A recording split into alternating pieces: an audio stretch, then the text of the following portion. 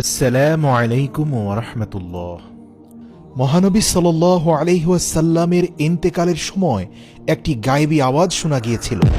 শুধু তাই নয়, দাফন কাফনের পূর্বে রাসূল সাল্লাল্লাহু আলাইহি ওয়াসাল্লামের শেষ গোসলের সময় অদৃশ্য থেকে একটি বার্তা এসেছিল, যা উপস্থিত সকল মানুষ শুনেছিল। প্রিয় দর্শক, আজকের এই ভিডিওতে অজানা সেই বিষয়গুলো আমরা জানব। এছাড়াও মহানবী সাল্লাল্লাহু আলাইহি ওয়াসাল্লাম সাহাবীদের সামনে নিজের ইন্তেকাল, দাফন কাফন সম্পর্কে কি কি ভবিষ্যৎবাণী করে গিয়েছিলেন তা বিস্তারিত জানব ইনশাআল্লাহ। রাসূল সাল্লাল্লাহু আলাইহি ওয়াসাল্লাম আল্লাহ তাআলার একাধারে খলিল, হাবিব এবং মনোনীত রাসূল ছিলেন। এতদা সত্ত্বেও যখন তার জীবনকাল পূর্ণ হল, তখন ওফাতে এক মুহূর্ত বিলম্ব করা হল না।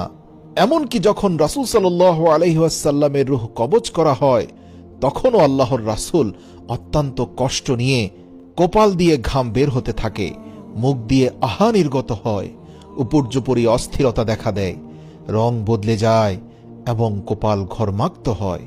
তার এই অবস্থা দেখে উপস্থিত সবাই মর্মবেদনায় মুহ্যমান হয়ে পড়ে। নবুয়াতের পদমর্যাদা তাকদীরকে টলাতে পারেনি এবং তার পরিবারের ব্যথা ও বেদনার প্রতি লক্ষ্য করেনি, অথচ তিনি আল্লাহ তাআলার কাছে মকামে মাহমুদ ও হাউজে কাউসারের অধিকারী ছিলেন। তিনি সর্বপ্রথম কবর থেকে পুনরুত্থিত হবেন এবং তিনি কিয়ামতের মাঠে অপরাধীদের পক্ষে সুপারিশ করার জন্য মুখ খুলবেন। অথচ এই সাইয়্যিদুল মুরসালিন, ইমামুল মুত্তাকিন ও হাবিবে রব্বিল আলামিন এর ওফাতের দশা থেকে শিক্ষা ও উপদেশ গ্রহণ করি না এবং যে অবস্থা আমাদের হবে তা বিশ্বাস করি না। বরং আমরা কামনা, বাসনা ও পাপাচারের বেড়াজালে আবদ্ধ থাকি। সম্ভবত আমরা মনে করি আমরা চিরকাল পৃথিবীতে বেঁচে থাকব বা কুকর্ম সত্ত্বেও আল্লাহ তাআলার কাছে আমরা বড়, কিন্তু তা সত্য নয়। আমরা বরং নিশ্চিত রূপে জানি যে আমরা সবাই জাহান্নামে নিপতিত হব, কিন্তু যারা ফরেজগার ও সৎকর্মপরায়ণ তারাই কেবল জাহান্নাম থেকে বেঁচে যাবে। আল্লাহ তাআলা ইরশাদ করেছেন, তোমাদের প্রত্যেককেই জাহান্নাম অতিক্রম করতে হবে। এটা তোমাদের রবের অনিবার্য সিদ্ধান্ত। সবাইকেই এই রাস্তা দিয়ে যেতে হবে। হ্যাঁ, যারা দুনিয়ার জীবনে সাবধান ছিল তারাই শুধু সেখান থেকে উদ্ধার পাবে, আর জালিমদেরকে সেখানে নতজানু অবস্থায় ফেলে দেয়া হবে। অতএব প্রত্যেকের উচিত নিজের সম্পর্কে চিন্তা ভাবনা করা। ভুলে গেলে হবে না, যারা কবর থেকে উত্থিত হবে তাদের মধ্যে আমাদের হাবিবে হবেন প্রথম। সবাই সমবেত হলে তিনি হবেন তাদের নেতা। তার উম্মত জান্নাতে না যাওয়া পর্যন্ত অন্য উম্মতের জান্নাতে যাওয়া হারাম হবে। এবং এই সংবাদ শুনে রাসূল সাল্লাল্লাহু আলাইহি ওয়াসাল্লাম বলেন, এবার আমার চোখ জুড়িয়েছে। হযরত আয়েশা রাদিয়াল্লাহু তাআলা আনহা বলেন, অসুস্থ অবস্থায় রাসূল করিম সাল্লাল্লাহু আলাইহি ওয়াসাল্লাম আমাদেরকে বললেন, 7 ধরনের পানি সংগ্রহ করে আমাকে গোসল করাও। আমরা তাই করলাম। এতে তিনি কিছুটা স্বস্তি বোধ করলেন। এরপর তিনি নামাজ পড়লেন, উহুদ যুদ্ধে অংশগ্রহণকারীদের জন্য মাগফিরাতের দোয়া করলেন এবং আনসারদের সম্পর্কে ওয়াসিয়াত করলেন। এ প্রসঙ্গে তিনি ইরশাদ করলেন, হে মুহাজিরগণ, তোমরা সংখ্যায় ক্রমেই বেড়ে যাচ্ছ, কিন্তু আনসারদের সংখ্যা আর বাড়বে না। তারা আমার বিশেষ আপন। আমি তাদের মধ্যে এসে জায়গা নিয়েছি। তাদের মধ্যে যারা সৎকর্মপরায়ণ তাদের সম্মান করবে, আর কর্মীদের ত্রুটি বিচ্যুতি মার্জনা করবে। এরপর বললেন, তোমরা কি জানো আল্লাহর এক বান্দাকে আল্লাহ তাআলা দুনিয়া এবং আল্লাহর নিকট থাকা উপহার, এই দুইটি বস্তুর মধ্যে একটিকে বেছে নিতে বলল, আর সেই বান্দা আল্লাহর কাছে যা আছে তাই বেছে নিল। এই কথা শুনে আবু বকর রাদিয়াল্লাহু তাআলা আনহু হু হু করে কেঁদে উঠলেন, কেননা এই কথার মর্ম অর্থ শুধুমাত্র তিনিই বুঝতে পারলেন। রাসূল সাল্লাল্লাহু আলাইহি ওয়াসাল্লাম সবাইকে বললেন, তোমরা আবু বকরকে শান্ত করো। নিজেও বললেন, আবু বকর, শক্ত হও, ঘাবড়িও না। যেসব দরজা মসজিদের দিকে খুলে সেগুলো সব বন্ধ করে দাও, কিন্তু আবু বকরের দরজা বন্ধ করবে না।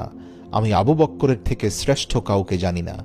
হযরত আয়েশা রাদিয়াল্লাহু তাআলা আনহা বললেন, এরপর রাসূল সাল্লাল্লাহু আলাইহি ওয়াসাল্লামের পবিত্র রূহ আমারই ঘরে, আমারই পাঁজরের উপরে দেহপিঞ্জর ত্যাগ করে ঊর্ধ্ব জগতের দিকে গমন করে।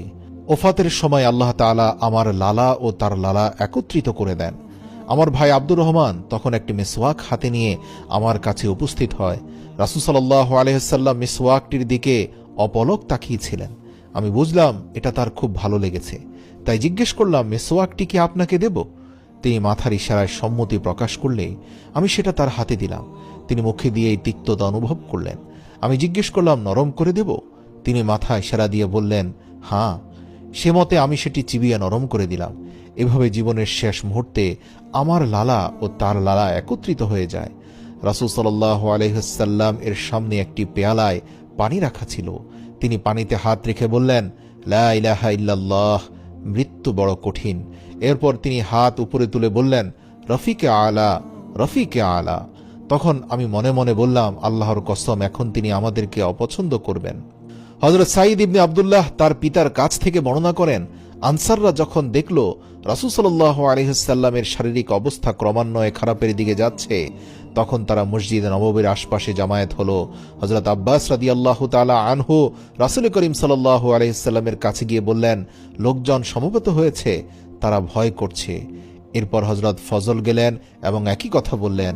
হযরত আলী রাদিয়াল্লাহু তাআলা আনহু সেখানে পৌঁছে একই কথা বললেন। এরপর হযরত মুহাম্মদ সাল্লাল্লাহু আলাইহি ওয়াসাল্লাম বাহু প্রসারিত করে বললেন, আমার হাত ধরো। তারা হাত ধরলে তিনি জিজ্ঞেস করলেন, লোকেরা কি বলাবলি করছে? তখন উত্তরে তারা বলল, লোকেরা আপনার ইন্তেকালের ব্যাপারে ভয় পাচ্ছে ইয়া রাসূলুল্লাহ। পুরুষরা আপনার কাছে জামায়াত হয়েছে দেখে মহিলারা আর্তনাদ করতে শুরু করেছে। এরপর রাসূল সাল্লাল্লাহু আলাইহি ওয়াসাল্লাম বলে উঠলেন, আমাকে তাদের কাছে নিয়ে চলো। তারপর হযরত আলী ও হযরত ফজলের সাহায্যে আল্লাহর রাসূল বাইরে এলেন। তার মাথায় পট্টি বাঁধা ছিল। তিনি পা টেনে টেনে কষ্ট করে এসেছিলেন। এরপর তিনি মিম্বারের নিচের সোপানে বসে গেলেন, জনতার দিকে তাকিয়ে রইলেন। হযরত মুহাম্মদ সাল্লাল্লাহু আলাইহি ওয়াসাল্লাম আল্লাহর প্রশংসার পর ইরশাদ করলেন, হে মুসলমানগণ, আমি শুনেছি তোমরা আমার মৃত্যুর ব্যাপারে ভয় পাচ্ছ। মনে হয় তোমরা